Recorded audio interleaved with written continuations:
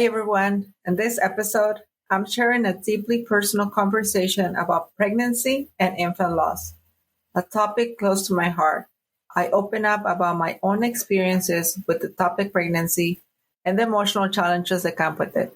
We talk about the importance of compassionate care in medical settings, and I offer practical advice for navigating grief. Whether you've been through this yourself or you're looking for better support for someone who has, this episode is all about raising awareness and offering ongoing support beyond just the designated remembrance days. I hope you will join me for this important conversation. Welcome to Fertility and Wholeness Podcast. Are you tired of seeing that test be negative month after month?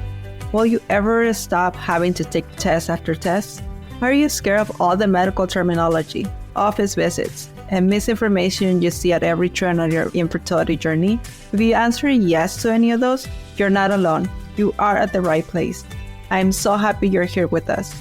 My name is Ariana. I'm a fertility care practitioner and a wholeness coach with over a decade of experience on the field. I created this podcast because I know what it is to feel alone and lost while navigating fertility problems.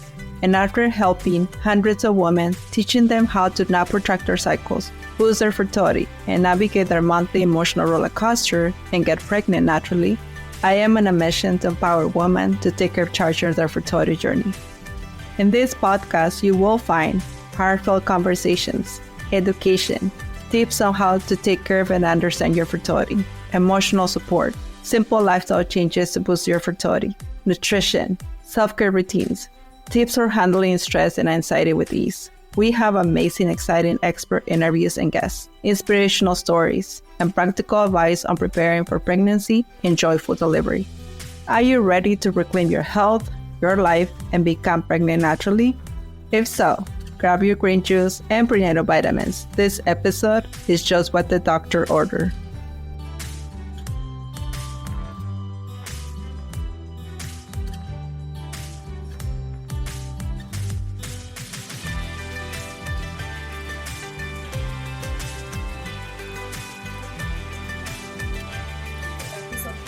Of the podcast.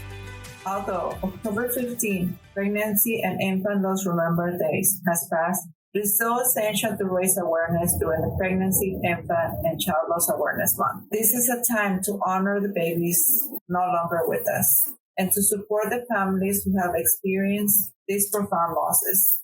Pregnancy loss, whether through miscarriage, stillbirth, or neonatal loss, is much more common than people realize. Statistics show that 1 in 4 pregnancies ends in a miscarriage, and 1 in 160 in a stillbirth. These numbers highlight the importance of creating a space for open conversation, so no one feels like they're grieving in silence. Today, I also want to shed light on a specific type of pregnancy loss, atopic pregnancy. While the exact causes of atopic pregnancies aren't always known, certain factors can increase the risk. For example, limited cervical mucus can impact the implantation process, and that's why charting your cycle can be so helpful. It provides valuable insights into your reproductive health and can help your doctor monitor potential risks. During the first ultrasound, it is a standard for the doctors to check that the embryo has implanted in the uterus. This step is crucial for ruling out atopic pregnancy and ensuring the health of both the mother and the new life. My first loss was in August of 2006 when I experienced an atopic pregnancy. I wasn't expecting to get pregnant due to having an IUD, but an excruciating pain and heavy bleeding led me to the urgent care. After hours in the waiting room, an ultrasound revealed an atopic pregnancy, where the embryo implants outside of the uterus, most commonly in the fallopian tube. In an atopic pregnancy, the embryo cannot survive, and medical intervention is necessary. My body had already begun the process naturally, but the doctor's focus was on preventing infection and blood loss. When the doctor said, "Your body is handling it well," it felt like a relief on the medical level, but emotionally, I was conflicted. Even though the pregnancy wasn't planned, the loss felt significant. The doctor tried to comfort me by saying he wasn't a baby yet, but I still felt the weight of that loss deeply. I didn't fully process my grief at the time. The doctor reassurances, coupled with life's fast pace, made it seem like something I could quickly move past. But years later, during therapy for unrelated issues, my husband and I realized we had both carried unresolved guilt around that loss. Through counseling and the guidance of our priest, we finally were able to acknowledge and release those feelings. It is a reminder that grieving doesn't always happen immediately. And sometimes we don't realize how much we're carrying until much later. If you have never experienced pregnancy loss yourself, I encourage you to offer compassion and support to those who have. Not two losses are the same, and everyone's journey through grief is unique. My hope is that no one has to go through this. But the reality is that pregnancy loss is common. Sharing information and offering support can be incredibly powerful for someone who feels isolated in their grief. For a woman of faith, spiritual care can be a key part of it, whether it's through a priest, counselor, or other spiritual guide. Finding a source of comfort and guidance is invaluable in processing feelings of guilt, shame, and grief. After experiencing the lack of compassion in medical settings during my own pregnancy losses, I felt called to do more. In 2002, I completed a Caribbean training with Resolve Through Sharing, RTS, an organization dedicated to providing compassionate care for those experiencing pregnancy and infant loss. The training brought together nurses, chaplains, and professionals like myself, who know all too well the need for better care in these moments of profound grief. In that training, we were reminded that it's not just about the medical procedures. It's about truly being there for families in their time of need, offering empathy and support.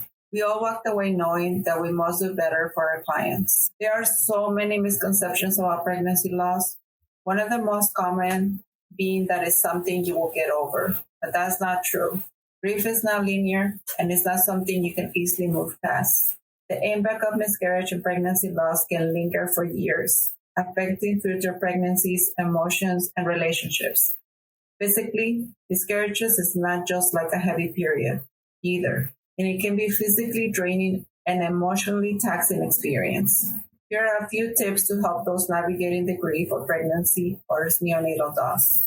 Number 1, allow yourself time to grieve. Give yourself the permission to feel your emotions. Grief doesn't have a set timeline, and each person's journey is unique. Number 2, seek support, whether from a partner, friend, or therapist. Don't hesitate to lean on those around you. Joining a support group for women who have experienced pregnancy loss can also be helpful, like those offered through Resolve Through Sharing or RTS. Number 3, honor the memory of your baby.